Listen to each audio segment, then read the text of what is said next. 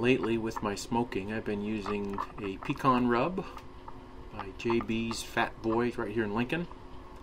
I first coat the roast with Worcestershire sauce and then liberally apply the pecan rub. Got little white areas where I trimmed a little fat. Yes, I do trim all the fat off before I cover it. Here I'm using my Weber with a Smokenator. I start out with about 15 coals, get those going in the tower, with 48 coals inside in the Weber 22. And I'm using a temperature sensing probe, about maybe 2 inches above the grill, to give me a pretty good accurate temperature, what it is, grill level. So after the coals are ready, I'll go ahead and pour them in my Smokenator. I'll spread those out a little bit so I can put my water dish down there. Okay, spreading those out a little bit. Pretty nice little starter there. It's about 40 degrees outside. A little bit of wind. Smokenator uses a nice even cooking. I want to get them started here. And then I'll put my water dish in, move some of those coals out a little bit. Here's the pipe. Ow, son of a little hotter than I thought it was. Okay, the pan goes in there underneath. And that I will fill up with boiling water. I learned that, not cold water.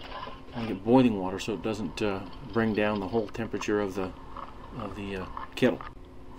Now I'll flip that screen over, I'll close the lid, and right away you can see in my grill temperature how it's starting to climb. I do not use the temperature inside the dome. I much prefer the temperature sensor that I put right on the surface of the grill itself. Got to get one of these things. So the roast is on the grill. We'll keep this thing on for 2.5 hours, or until its internal temperature is about 135 degrees Fahrenheit. We can turn about 180 degree turn as needed, maybe every hour. But otherwise, I really don't do much with the roast until I take it off. Weber is about 225 to 250 degrees Fahrenheit, and I keep that moderated with water pan and, of course, adding more charcoal. So here it is, all done, ready to come off the grill. It's been on for about 2 hours and 25 minutes. Internal temperature at its thickest point is about 135 degrees Fahrenheit, which is perfect for a medium rare roast. So I'll go ahead and take this one off. I'll wrap it up in foil, and then I'll probably let it sit for about an hour. That lets the roast just kind of cook a little bit more in its own juices. It keeps it nice and tender. So I'll first wrap it up in foil. I usually use about 2 sheets of a good quality aluminum foil. Get it nice and snug, wrap it nice and snug. And then I'll put it in a nice cooler called a faux Cambro. This is what we use to keep the foods nice and warm. So after about an hour in the Cambro or cooler, we have such a nice rib roast.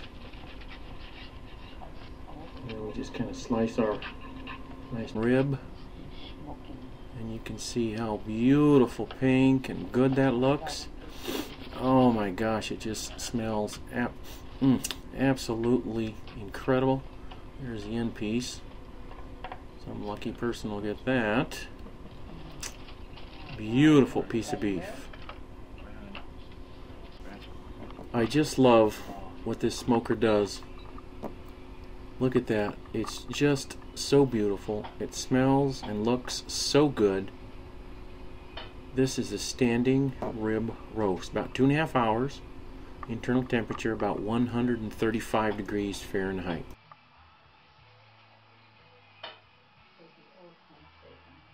Don't you think that's the best prime rib we've ever had? Definitely. Yeah, it's so good that I think I'm going to eat this. Unless you want it. Okay.